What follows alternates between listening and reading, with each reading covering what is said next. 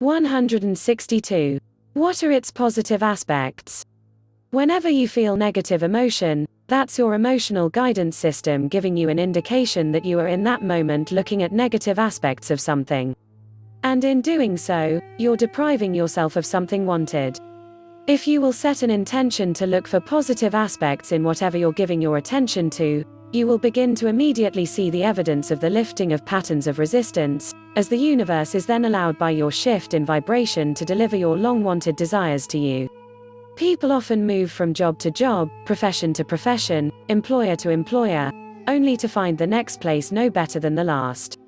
And the reason for that is, they take themselves everywhere they go. When you go to a new place, and you continue to complain about what was wrong with your last position in order to explain why you came to the new position, the same vibrational mix of resistance goes with you and continues to prevent the things you want from coming to you. The best way to accomplish an improved work environment is to focus upon the best things about where you currently are, until you flood your own vibrational patterns of thought with appreciation. And in that changed vibration you can then allow the new and improved conditions and circumstances to come into your experience. Some worry that if they follow our encouragement to look for good things about where they are, that it will only hold them longer in an unwanted place. But the opposite is really true. In your state of appreciation you lift all self-imposed limitations, and all limitations are self-imposed, and you free yourself for the receiving of wonderful things. The vibration of true love, that feeling of being in love, that feeling that you have sometimes when you see someone and you feel like you're moving through one another, the feeling that you have when you're looking at the innocence of a child and feeling the beauty and the power of that child, love and appreciation are identical vibrations. Appreciation is the vibration of alignment with who you are. It's the absence of resistance. It's the absence of doubt and fear. It's the absence of self-denial or hatred toward others. Appreciation is the absence of everything that feels bad and the presence of everything that feels good. When you focus upon what you want, when you tell the story of how you want your life to be, you'll come closer and closer to the vicinity of appreciation, and when you reach it, it will pull you toward all things that you consider to be good in a very powerful way. Conversely, let's talk about the difference between gratitude and appreciation. Many people use those words interchangeably, but we do not feel the same vibrational essence in them at all. Because when you feel gratitude, often you're looking at the struggle that you've overcome. In other words, you're happy that you're still not in the struggle, but there's still some of that struggle vibration present. In other words, the difference between inspiration, which is being called to who you are, and motivation, which is trying to make yourself go somewhere, is a similar difference. Appreciation is that tuned-in, tapped-in, turned-on feeling. Appreciation is vibrational alignment with who I have become. The state of appreciation is me being in sync with the whole of that which I am. Being in the state of appreciation is seeing whatever you're looking at through the eyes of Source. And when you are in that state of appreciation, you could walk down a crowded street, with all kinds of things that a lot of other people would find reason to criticize or worry about, and you would not have access to them, because your vibration of appreciation is picking out for you things of a different vibrational nature. A state of appreciation is a state of godliness. A state of appreciation is being who you really are. A state of appreciation is who you were the day you were born and who you will be in the moment you die. And it would be, if we were standing in your physical shoes, our quest in every moment. Your friend Joseph Campbell used the word bliss. And we think it's equal. Follow your bliss. But sometimes you cannot get a whiff of bliss from where you are. So we say, if you're in despair, follow your revenge. It's downstream, it's the right direction. If you're in revenge, follow your hatred. It's downstream, it's in the right direction. If you're in hatred, follow your anger. It's downstream. If you're in anger, follow your frustration. It's downstream. If you're in frustration, follow your hope. It's downstream. If you're in hope, now you're in the vicinity of appreciation. Once you get into the vibration of hope, now begin making lists of things you feel good about. Fill your notebooks full of them. Make lists of positive aspects, make lists of things you love, Go to the restaurant and look for your favorite things and never complain about anything. Look for things that you like the best. Even if there's only one thing in all of that you like, give it your undivided attention and use it as your excuse to be who you are. And as you use those things that shine bright and make you feel good as your excuse to give your attention and be who you are, you will tune to who you are, and the whole world will begin to transform before your eyes. It's not your job to transform the world for others, but it is your job to transform it for you. A state of appreciation is pure connection to Source where there is no perception of lack. 163. My time at work is perceptual. In the same way that many people are focused upon a shortage of money, there are also many who are focused upon a shortage of time. And often these two lackful subjects are intertwined to negatively impact one another. Usually the reason for this detrimental coupling of lackful subjects is the feeling that there is just not enough time to do what's necessary to achieve success. The primary reason that people feel a shortage of time is because they're trying to get too much leverage out of their action. If you are unaware of the power of alignment and are making little or no effort at finding your personal alignment, if you're overwhelmed or angry or resentful or ornery, and from those emotional perspectives you're then offering your action to try to accomplish things, you're very likely experiencing a severe shortage of time. There simply is not enough action in the world to compensate for the misalignment of energy. But when you care about how you feel, and you tend to your vibrational balance first, then you experience what feels like a cooperative universe that seems to open doors for you everywhere. The physical effort required of someone who is in alignment is a fraction of that required to someone who is not. The results experienced by someone who is in alignment are tremendous in comparison with the results experienced by someone who is not. If you're feeling a shortage of time or money, your best effort would be to focus upon better feeling thoughts, to make long lists of positive aspects, to look for reasons to feel good, and to do more things that make you feel good when you do them. Taking the time to feel better, to find positive aspects, to align with who you really are, will net you tremendous results and help you balance your time much more effectively. Shortage of time is not your problem. Shortage of money is not your problem. Shortage of connection to the energy that creates worlds is what is at the heart of all sensations of shortage that you're experiencing. Those voids, or shortages, can be filled with only one thing: connection to Source and alignment with who you really are. Your time is a perceptual thing. And even though the clock is ticking the same for everyone, your alignment affects your perception as well as the results that you allow. When you set time aside to envision your life as you want it to be, you access a power that is unavailable to you when you focus upon the problems of your life. As you observe the enormous differences in the effort that people apply and the results they achieve, you have to conclude that there is more to the equation of achieving than action alone. The difference is that some receive the benefit of the leverage of alignment because of the thoughts they think, while others disallow the leverage because of the thoughts they think. Imagine yourself running 1 mile. And in this mile there are 2,000 doors to move through. Imagine coming to each door and then having to personally open it before you can run through it. Now imagine running the mile, and as you approach each door, the door is opened for you, so you're able to continue the pace, slowing not at all upon approaching each door. When you're in alignment with the energy that creates worlds, you no longer have to stop and open the doors. Your energy alignment allows things to line up for you.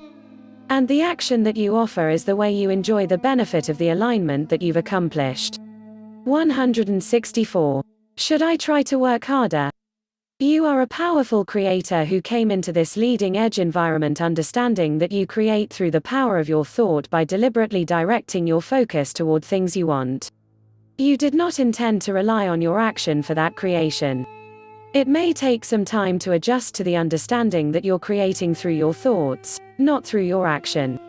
But we cannot overstate the value of thinking and speaking of things as you would like them to be rather than as they are. Once you not only understand the power of your thought, but you deliberately direct this powerful tool in the direction of things that you desire, then you will discover that the action part of your life is the way that you enjoy what you've created through your thought. When you achieve vibrational alignment, which means your thoughts are pleasing you as you think them, and you feel an inspiration to act, you've accomplished the best of both worlds. Your action feels effortless when you're tuned into the vibrational frequency of source, and then you feel an inspiration to offer action. Those outcomes are always pleasing. But action taken without tending to vibrational alignment first is hard-working, inefficient action that over time wears you down. Most are so busy dealing with that which is immediate that they don't have time to tend to that which is important. Many tell us that they are so busy making their money that they don't have time to enjoy it. For when you rely on your action to create, often you're too tired to enjoy your creation. Most people have a rather negative attitude about money. Simply because most people speak more often of what they cannot afford or the lack of the money they desire than they speak of the benefit of money. Also, most people spend more time thinking about what is currently happening in their experience rather than what they would prefer to happen. And so, without meaning to, most people are thinking rather lackfully about money. So then when you couple an idea of something that you enjoy, your adventure, your music, your art, with something that you felt strong lack about for a long time, like money, the balance of your thought tips toward the dominant feeling. As you begin spending more time visualizing what you desire and less time observing what is, and as you begin to practice your more positive, better feeling story, in time your adventure will become the dominant vibration within you. And then as you couple your adventure with your means of earning, the two will blend perfectly and enhance each other. There is no better way to earn money than to do things you love to do. Money can flow into your experience through endless avenues. It's not the choice of the craft or avenue that limits the money that flows, but the attitude toward the money. That's why so many niche markets are continually opening, with people becoming very wealthy from ideas that only recently were not viable markets at all. You are the creator of your own reality. And you are the creator of your own markets of enterprise and your own flow of money. You cannot accurately define some activities as hard and others as easy, because all things that are in harmony with what you're wanting are easy and flowing, while all things that are not in harmony with what you're wanting are harder and more resistant.